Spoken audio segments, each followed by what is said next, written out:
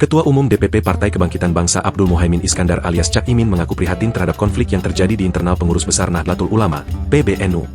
Hal itu setelah terjadi saling memecat dalam organisasi yang didirikan KH Muhammad Hashim Asy'ari tersebut. Kami prihatin ya ada peristiwa semacam ini. Kami prihatin, ujar Cak Imin usai acara Perkemahan Nasional Pemuda Lintas Iman 2025 di Cibubur, Jakarta Timur, Sabtu, 29 November 2025. Menurut dia, konflik yang terjadi di internal PBNU tersebut membuat sejumlah warga NU sedih. Saya yakin warga NU semuanya merasa sedih. Warga NU merasa kok begini, kata Cak Imin. Walaupun demikian, Cak Imin mengajak semua pihak untuk menunggu penyelesaian konflik tersebut.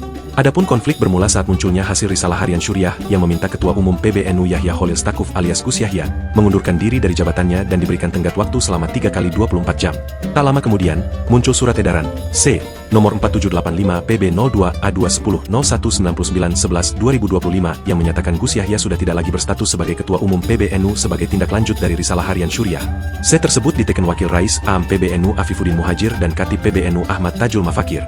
Dalam surat tersebut, Gus Yahya disebut sudah tidak lagi berstatus Ketua Umum pertanggal 26 November 2025. Menanggapi hal tersebut, ia meminta polemik internal dalam kepengurusan organisasi itu yang mengarah pada pemberhentiannya sebagai Ketua Umum diselesaikan bersama dalam Muktamar NU.